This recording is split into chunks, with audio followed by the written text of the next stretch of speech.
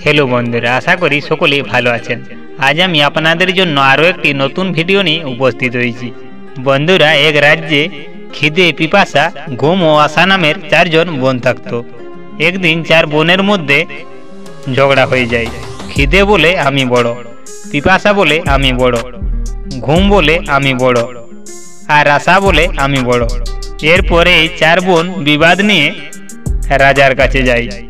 प्रथम जन बोले आमी बड़ो, द्वितीय जन बोले आमी बड़ो, तृतीय जन बोले आमी बड़ो एवं चतुर्थ जन बोले आमी बड़ो। एरपर राजा तादेर कथा शुने प्रथमे खिदे के बोले, खिदे तुमी बोलो तुमी किभाबे बड़ो।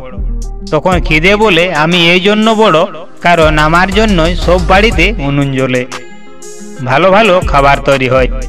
एरपर से खाबार जखन आमाके थाला साजिए देय तखन आमी पेट भरिए खाई, सेई जन्यई आमी बड़ो। खिदेर कथा शुने राजा तखन सैनिकदेर आदेश दिलेन, जाओ राज्येर कोनाय कोनाय गिये घोषणा करे एसो आज थेके आर कोनो बाड़ीते जेन उनुन ना ज्वले, खाबार तैरी ना हय।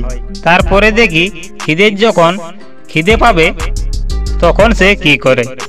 एरपर सारा दिन पेरिये गेल, सारा रात पेरिये गेल।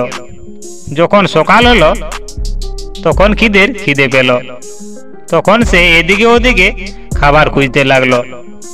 যখন সে কিছুই পেল না তখন সে বাড়িতে পড়ে থাকা বাসি ভাত খেতে লাগলো। আর পিপাসা এইসব দেখছিল। তখন সে দ্রুত রাজার কাছে ছুটে গেল আর রাজাকে গিয়ে বলল, রাজা মশাই খিদে হেরে গেছে, সে ঘরে পড়ে থাকা বাসি ভাত খেয়ে ফেলেছে, দেখুন আমি সবচেয়ে বেশি বড়। তখন রাজা বললেন, তুমি যখন বড় তাহলে তুমি বলো তুমি কিভাবে বড়। পিপাসা বললেন, আমি এই জন্য বড় কারণ আমার জন্য মানুষ কুয়ো কুড়ে পুকুর বানায়, এছাড়াও পাত্রে জল সঞ্চয় করে রাখে। এরপরে যখন কোনো পাত্রে করে আমায় জল দেয় তখন আমি তা পান করি আর আমার পিপাসা মিটাই, সেই জন্যই আমি বড়। পিপাসার কথা শুনে রাজা তার সৈনিকদের আদেশ দিলেন, যাও পুরো রাজ্যে ঘোষণা করে এসো আজ থেকে আর কেউ যেন কুয়ো না করে কোনো পাত্রে যেন জল না ভরে, পুকুর ও কুয়োর পাশে পাহারা লাগিয়ে দাও। এরপর দেখি পিপাসা পেলে সে কি করে।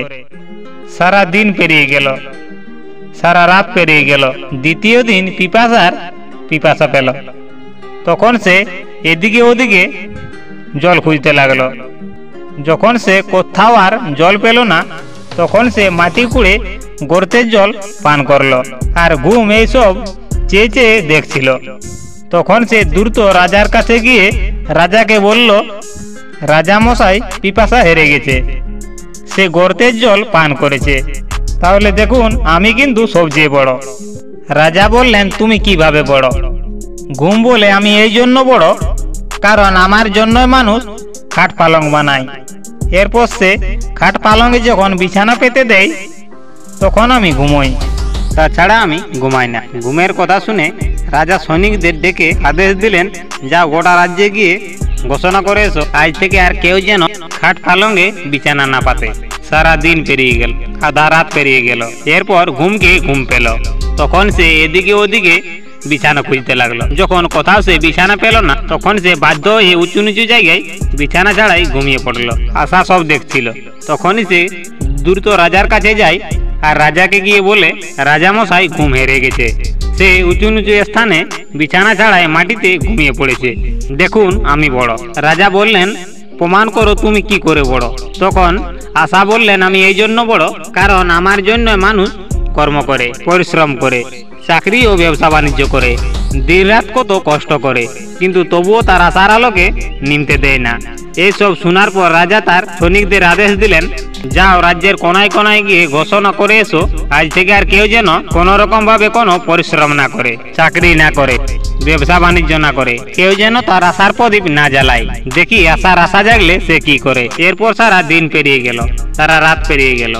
যখন আসার আশা জাগলো তখন সে এদিকে ওদিকে গিয়ে দেখলো চারিদিকে নির্জন এলাকা, শুধুমাত্র এক কুমোর প্রদীপে টিমটিম করা আলোতে কাজ করছে। তখন সে সেখানে গিয়ে থেকে গেল। এরপর কুমোর দেখে তার স্বর্ণের প্রদীপ, স্বর্ণের পাত্র, স্বর্ণের মহল হয়ে গেছে। বন্ধুরা, যেভাবে কুমোরের আশা পূরণ হলো সেইভাবে আপনাদের আশা পূরণ হোক। সেই জন্য আপনারা আশার প্রদীপ জ্বালিয়ে কর্ম করে যান, পরিশ্রম করতে থাকুন, তাহলে দেখবেন আপনিও একদিন সফল হবেন। তো বন্ধুরা, যদি ভিডিওটি ভালো লেগে থাকে তবে চ্যানেলটি সাবস্ক্রাইব করে কমেন্টে লিখে যাবেন জয় শ্রীকৃষ্ণ।